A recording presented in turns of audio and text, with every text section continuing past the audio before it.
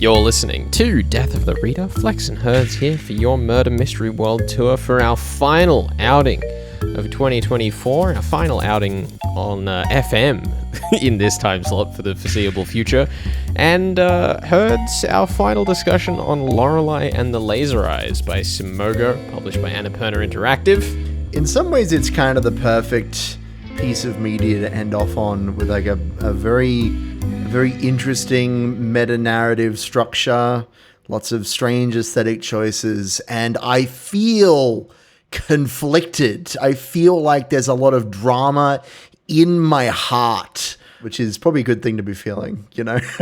I think the most interesting thing that I was left with in my brain as we finish this game, and you can watch the streams up on YouTube via 2ser.com, even though, on paper, this game checked all of the boxes for what I love about meta-narratives, I got to the end and still just felt a little deflated. However, I would argue that this is definitely still a piece of entertainment that you should check out. It is still an incredible piece of art, and the consideration of why I felt so strongly about how the ending let me down is in some ways like a level of emotional response that I wish more media could give me.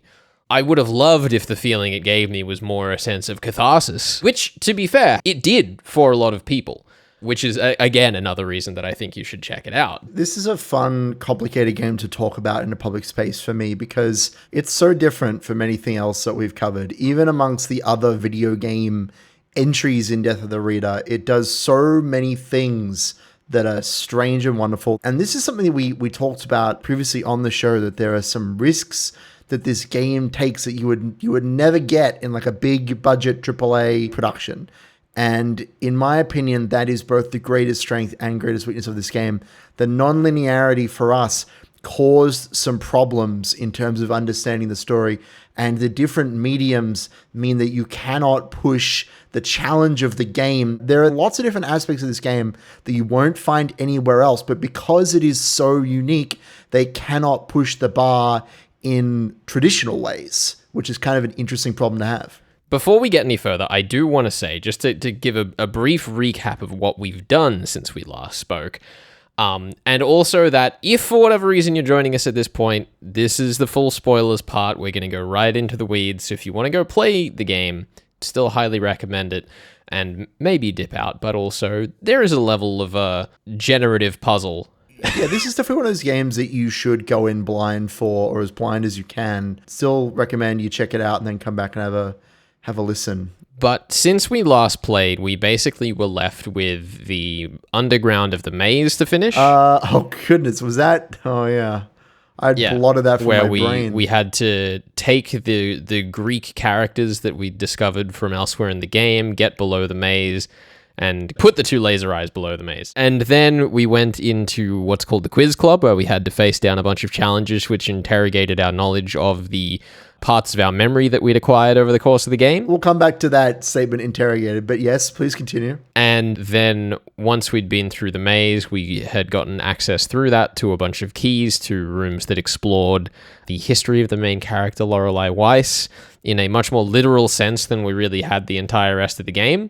And then once we had those memories, we fed them to a mysterious old woman on a hospital bed upstairs who gave us a bunch of symbols that let us put them into the supercomputer in the basement, and then the supercomputer in the basement asked us a final set of 9 questions. 9 truths that we definitely already knew going in, and definitely were very confident in, and knew what was going on in the story. I want to start with the Quiz Club, because that was the big section, and it is at once, I think, a genius way to use the mechanic of the photographic memory and challenging you to like understand the pieces of information, the scraps of paper, the books, the journals that you've picked up the whole game. My problem with there is the word challenging. For people that play puzzle games, I don't think you can get much of a challenge out of this. And in my opinion, this game was sorely lacking in a system mastery segment. Usually in video games, there is a section towards the end of the game where they test to make sure that you understand how the game works and how the systems work, and this game just doesn't have that. The quiz club felt like it to me because there are 26 questions and we decide to do all of them. What it's really testing you is how much of the map have you explored, because what happens is that you walk up to a guy with a gun and he says, answer my question correctly or I'll shoot you. In order to answer the question, you open up your photographic memory in the game and they'll ask you a question like, in what article of this magazine did the interviewer talk about Lorelei? But the thing is, that magazine, there's only one article of it in our inventory, so you don't actually need to open it and read about what the article said about Lorelei. You just need to read that it's article 2. So what you're doing is not comprehending the information that you've learned through the game. You're just matching the noun that they've given you to the verb that's in your inventory. And I remember you, Flex, saying that you felt a bit useless being the note taker. Yeah, I'd taken a ton of notes, and I do want to talk about this, like a slight tangent from your point here, in that I do think that the types of notes we were taking is not the sorts of notes that the game wanted us to take. It feels like what the game really wants you to do is much more take notes on more of the narrative elements, which I guess I sort of thought I was trying to do, because I thought the puzzles would be more implicitly revealing of the narrative, when it's more that the puzzles are barriers where they keep pushing you to engage with the notes and the documents as narrative separately. I think that there is a dissonance of a certain type. The puzzles are Lorelei's barriers because she has memories of her life that she's trying to keep hidden even from herself, right? From the people around her and herself. And so you solving the puzzles is metaphorical of looking deeper into herself and attempting to figure out what the meaning of the core event of the game is. In that sense, the puzzles are incredibly meaningful. However, I think that they should have gotten more complex. The game it still requires you to match noun to verb or match 1 to A through most of its puzzle runtime. And I just felt like that was not demanding enough, which for some people is a positive. So the big separation that we do get is that one of the rewards from the quiz club is some keys that take us to some rooms that give us access to puzzle boxes that contain notes that, as I mentioned, give us a more literal detail of Lorelei's life. And that was sort of the most like direct narrative text that we had to engage with, except all we had to mechanically pull from that was a single very obvious word on each page. That's the big problem. It says to you, you should know the 9 terrible truths by now, but it doesn't ever actually mechanically require you to understand what's going on in the story. Even when we get to the very end of the game, where if over the course of the game you had learned that there were 4 names in 3 years, you could brute force the ending in a whimsically short number of tries. Some people did that. I looked at some of the discussions about the game online, and there's a shocking number of people who say, I didn't even understand who the man was at the end of the story in the room. And I was like, how can you not know who that is? It's crazy. It is very funny how obvious reading discussion of the game who used a guide and who didn't. Yes, that is also a problem. One of the things that the friends I mentioned I discussed the game with said is that something that we didn't do as much that they did is spend a lot more times like living with the characters through the in-game text, which to some extent I do think is like the fault of doing it for the format of this show, where like we were sort of doing it to a deadline, trying to get through it, and a lot of our discussion was about how to progress in the game rather than necessarily about what the content of the text was trying to say. But here's the argument I want to make. I want to say that the reading we had of the text was unfalsifiable, and I think that's where we slipped up. I'm going to take umbrage with the term slip up, because for me, what I like to do when I play games, I read books, and I make theories, I like to think of, what is the craziest thing that could happen here? What is the most interesting that can happen? And then dial back my expectations as we go. And by the time we got to the ending, it just wasn't even close to the sorts of things that I expect from my metatext, because I have read a number of metatextual novels.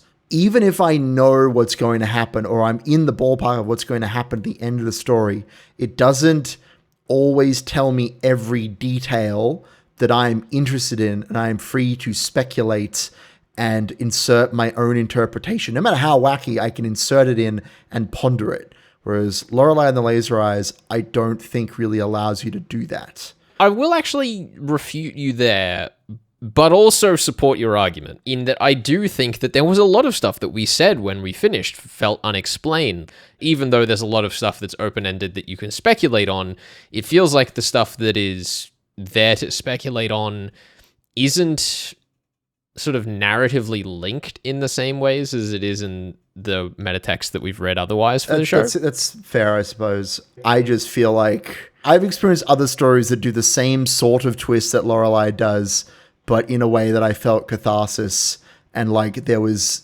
more for me to kind of sink my teeth into by the end. That's how I'm feeling. Let's take a pause here. We're going to go over to my discussion with Ian Ryan about his new novel, The Dream. We'll be back with more in just a second. This is Death of the Reader. Stick around. You're listening to 2ICR 107.3.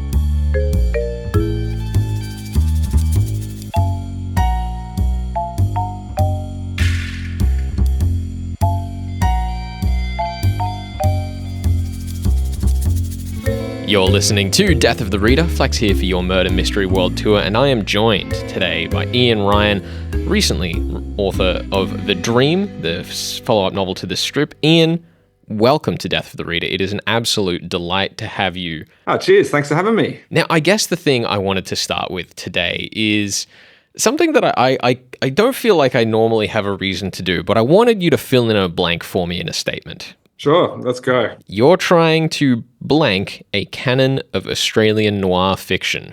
Oh, geez. I am trying to disrupt a canon of noir fiction, Australian fiction, I guess. Talk to me a little bit about the word disrupt there. Why is it you feel that you need to shake the Australian noir field up? Well, I'll say firstly, I don't think there's many people doing noir in Australia. I mean, we bandy around Outback Noir. You know, I'm not going to be too finicky about that. I'm not one of these weird purists who cares about this stuff at all. But a lot of that doesn't really, that work. Some of it very interesting, some of it very boring. Doesn't really conform to my ideas about noir that I've inherited from predominantly American and British noir, which has a particular set of tropes and aesthetics and a tone that is pretty much absent from most Australian crime fiction at the moment. Well, yeah, I guess one of the really interesting things is that you are much more reaching for that like American hard-boiled style. Why was it the 1980s Queensland that really found the footing for that in the strip for you? I think it's the police corruption scandal from that moment in history. Queensland in the 80s had possibly the most corrupt police force in the West, and the corruption in policing is a major through line American noir from its inception, sort of post-war to present. I agree, I'm mainly into the American stuff, but it's there in sort of British and Irish noir as well. Like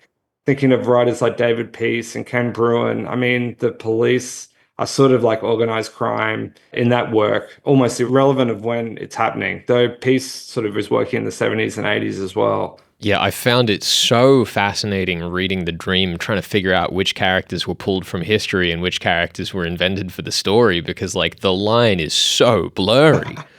That's one of the things, the sort of engine of the project, I guess. I'm really enjoying deliberately blurring that line, like doing as much work on these fictional characters who sit in quite a complex web alongside characters who you would know, like Terence Lewis and Jack the Bagman, and like these kind of famous kind of characters in Brisbane folklore. That's really interesting because, like, I think one of the things is also where the, like, fictionalized versions, because Jack the Bagman is a good character example here, where he, in The Dream, feels so fictionalized compared to, like, Terry Lewis, where he's kind of always off camera just a little bit, it's like, maintain a level of plausible deniability. But Jack's so up in it and, like, having fun, I guess, for you, rewriting some of that history or even trying to expose bits and pieces of that mythology almost in a way. Yeah, Jack the Bagman is, or Jack Herbert as he was known, is he has an autobiography. So I got a better sense of him as a character and how he worked. Though it's heavily fictionalized, heavily. Like none of the events that are depicted in the dream are things that I've drawn from, like, for example, his memoir. I just knew that he was on the coast at certain times, like that he was around. I think he owned a property or two on the coast. I knew all these men would go to the coast, and they don't know a lot about what they did on the coast. Trying to write characters into that context as well, because you have this sort of struggle, which I think is one of the compelling things about noir, but also one of the things that I imagine is a bit challenging as an author, in that corruption is sort of framed in this story and noir stories as this unmoving beast. So how do you create character motion in something that is sort of by its definition unwieldy like that? Well, I think my critics would tell you that I don't. But yeah, like I mean, they sort of start out grey and they get to dark grey towards the end of the book. Like that's as much emotional by the end of the novel, but it's clearly not enough for some of the more light-hearted readers. But it's exactly how I like it, and I actually think that my work is a little bit more accessible and is a touch lighter than some of the work that I'm riffing off, for sure. But in terms of putting the characters in that space, that is one of the big complications of the whole endeavor, is trying to keep that web of characters in motion, because you could get bogged down very quickly. The other thing I wanted to ask about was, this book is set along the 1982 Commonwealth Games, and one of the things that has really struck me with Australian crime fiction on the international stage, with things like Tom Clancy's Rainbow Six, is that sporting events seem to be like par for the course of big Australian, like, high-stakes politics crime fiction. What gives? I have no idea. I'm the least sporty person you'll meet outside of looking after myself in the gym. There's crime writers like David Peace who write about soccer. They'll trade off a book about soccer and then a Tokyo detective novel or something like that. Yeah, I'm not sure. I'm not sure why those two things cross over like that. This book feels very authentic with these characters living in this city, but then you read, as I mentioned, Rainbow Six, and it's clear that Tom Clancy has never even so much as looked at a map of Sydney for the 2000 Olympic Games. Yeah. Which is shameful, right? Because, it's so hard to do that research now. But also I make it up a lot of the time. I do my best, but it wouldn't shock me if some of the street names in the two books are not right. Like in that, I'm 90% sure that those streets were there, but I mean, it wouldn't shock me if they were, like, one of them is like actually built after 83. I've always been trying to buy a Gold Coast street directory from 1983, but I've never, I'm yet to get it going. There's got to be someone that has archives, like one of the publishers has got to have that, right? Yeah, for sure. But the thing is also, the coast is, like, as depicted in the books, the coast is just all about the capitalist impulse to, like, constantly progress and improve. And so it actually isn't as obsessed with its own legacy and its own history like a lot of other places. But in some respects, it almost does make the inevitable mistakes of things like street names feel like a fruitful metaphorical anachronism. Look, I'll say this. I went to the first time I went to Surfers Paradise specifically to do research, I walked around. I just did just walking around with a notepad. And the only thing that I could find from the draft of the novel that I had, which was the strip, was the side of one of the toilet blocks opposite Cavill Avenue had a historical picture of the Surfers Paradise skyline from the 1980s plastered onto it. So that's what they think of heritage and history in the Gold Coast. It belongs on the side of the toilet. That's so good. It's almost a shame that your book is set in a contemporary era where that joke almost just can't land, Yeah, well, I mean, I'm getting to this in the next one.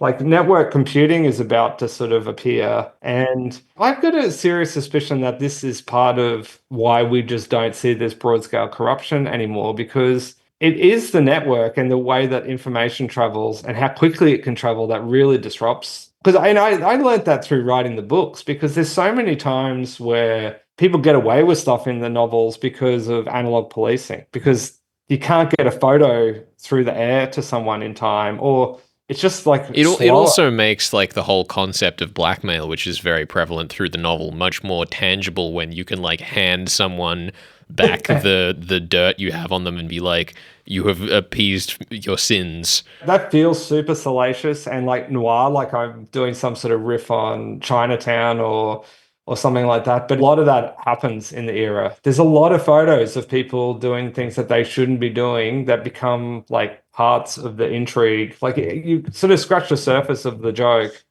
and there's just a lot of dirty photos floating around. It was definitely a thing that was happening. It's not actually as ridiculous as it comes across. They were definitely holding people in place by having photos of them in places they weren't supposed to be or with people that they weren't supposed to be with. Yeah, I guess, Ian, it has been a delight talking with you about The Dream, and I'm so excited for the remaining novels in this quartet. Thank you so much for joining us here on Death of the Reader. Oh, no, thank you, Felix, for having me, and thanks for reading the book. I appreciate it. No worries. It was a treat. This is Death of the Reader, your murder mystery world tour. Here talking with Ian Ryan about The Dream. Thank you very much to Ultima Press for sending copies across and helping us organize this interview. We'll have links up on the podcast. Stick around, more to come on your murder mystery world tour.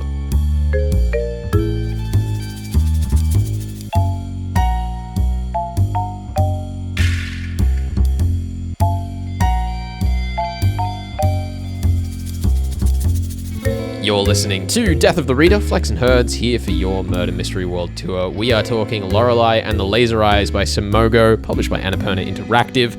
And it's time, Herds, I think, to talk a little bit about this ending in a bit more literal depth. This is the very end of the game. Be warned. It was a dream. It was all a dream. The dream was Lorelei Weiss trying to comprehend manslaughter. Guilt over her life. Manslaughter is what she was trying to comprehend, Yeah. which is bizarre. Yeah. I understand. I understand why people connect with it. I think it's great that people can empathize with her grief and the fact that she killed a man.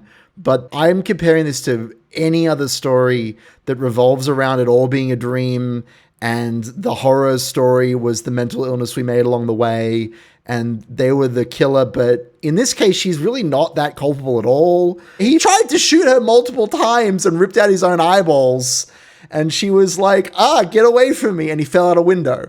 I understand why people resonate with it. I think it's very poetic. And I like Renzo as a character. I love that he was just trying to create art. And Lorelei's grief was her art. But I just don't care at a certain level about her catharsis. It just doesn't hit in the same way that other stories do, which is a shame. This is the fun part about these sorts of emotionally resonant stories, because my argument here is that I have experienced so many other stories that do something similar and, in my opinion, much better. But also those stories will have been the first stories that I experienced that did this twist. And that has to factor in as well. If I hadn't played any of those games or read any of the similar books that I have, I'd probably love this ending. I'd be like, wow, metatext is awesome. Let's go find some more metatext games. That's how I'd be feeling, but it is not for me. I think the thing is that what we struggled with is that we both knew what the answer the game wanted was, but we didn't know why it was the question the game was asking. It was very apparent in the text. Lorelei had survived the incident that the game had portrayed the woman as dying in all of the metaphors we had seen about it. Because there was a case report where she was basically like addressed by Fraulein, so we knew that it was the woman that had survived like the real case. But then when the game asked us who actually died in the incident, my reaction at the very least was a bit like, well, why is this the closing thought of this story? Like, that felt kind of a throwaway observable thing rather than the crux. The way that I was interpreting it up until that point, I was interested in how all of the characters and the mansion and the story made up Lorelei and herself, like her mind, right? And that's why in the moment I was frustrated. I thought that the fictional characters didn't really matter because they were said to not be a part of Lorelei. But if you view the fictional characters as a foreshadowing device for Renzo's machinations and Lorelei's grief in the years afterwards, then everything does matter. Like, the story is cohesive, even if it didn't land in the moment, right?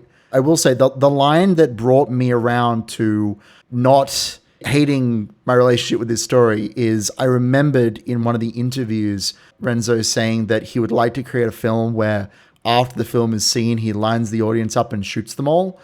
And what he's describing is this game because Lorelei dies at the end, right? The end of this piece of art that began with the fictional Third Eye story and then had its catalyst, its rising action with Renzo's death, ends when Lorelei dies because she is both participant and audience. And I really enjoy that philosophical take on what art can be and how horrifying it can be. I really do enjoy that. Which is, again, one of the reasons I think I will still highly recommend this game, because even in my frustrations with the narrative and how long it's taken me to understand why it's been so frustrating, it is still such an incredible piece of art.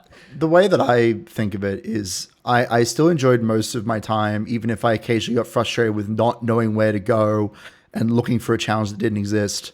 Also, can I say, speaking of this, I know I mentioned this to you off air, but I went back and I was playing around and having a poke around the mansion in our save after we finished the stream. And oh my God, I have so much more respect for you having played the whole way through that game. The controls are so kludgy. Well, it's an homage to like old horror titles. If you've played a Resident Evil game, it is a choice to be this way, but oh my gosh, why is everything a wall? Somewhat ironically, the only point where I actually felt like the controls were bad was when I drank the coffee, because the coffee makes you run really fast and it makes the edges really easy to bump into. For like 60 seconds too, which means it's so hard to use usefully. It's bizarre. It's definitely faster with the coffee, but it's less satisfying and you don't get to kind of ponder because you're trying to dodge walls as you race through the mansion. I think that my main takeaway from this game is definitely going to be that I will sit with the feelings that this game gave me for so long, and I have so much respect for that. I just wish they were different feelings. I have a slightly different take. I don't think I'm going to sit with the feelings for that long. I really enjoyed playing this game, and I have a lot to think about analytically about how game designers create games, and basically everything I've said in this discussion about how like it's accessible in some ways but inaccessible in others, and they've sacrificed challenge for breadth. There's a lot to think about. I think the thing that's so fascinating to me is, Sayonara Wild Hearts, Simogo, the developer's previous game, is one of my top 2 favorite games of all time. This may still compete for third the longer I think about it. But this, compared to Sayonara Wild Hearts, they are such outrageously different pieces of entertainment, and yet I sort of feel like they respond well to one another. The previous game they released was all about flow and spirit, and it got harder and it challenged you and introduced newer, wackier ideas the deeper you get in, whereas this game is much more methodical. It delivers its story exclusively through text and like a little bit of the visual metaphor that the previous game enjoyed, and it mechanically sort of gives you everything at once. Yeah, look, I wholeheartedly, as much as I've complained during this chat, I wholeheartedly support developers making completely different games, like not just doing the same thing over and over, because that's how you get stuck in the Call of Duty mines, which nobody wants to be stuck in. Legitimately, I am so appreciative that Simogo It's gets true. We hate genre fiction here on this crime fiction we show. Hate it. Well, that's why we do our taxes. That's what we call it, doing our taxes, and not, oh, yay, we get to do another Christie. I'm burning all my bridges. Okay. But yeah, I love it. I love that they're doing different stuff, and I'm excited to see whatever they do next, because I will play it, and I will have strong opinions about it, and I'm excited for that. Well, Herds, I suppose that's as good a place as any to wrap this delightful discussion, and thank you for joining me through Lorelei and the Laser Eyes and 5 years of Death of the Reader here at 9 p.m. on a Sunday night and Thursday, 7:30 p.m. Oh, also, the Forgotten City is better escape room, fight me. Yeah, look, it's been a wild ride. I'm going to let you get away with that one, but I despise We're going to fight. We'll fight off air.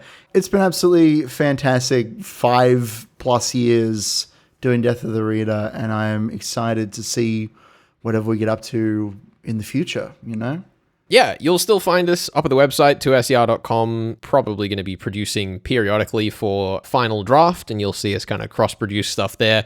But we're giving up the FM slot so we can end on a high. Yeah, it's going to be good. Look, go read a book. Go read it doesn't even have to be murder mystery, actually. Go read some, political drama. Enjoy that. or play Lorelei. Either one. We will catch you around, but farewell this brave summer's eve. This has been Death of the Reader. We're out of here. Thanks, Herds. Thanks, Flex. It's been fun.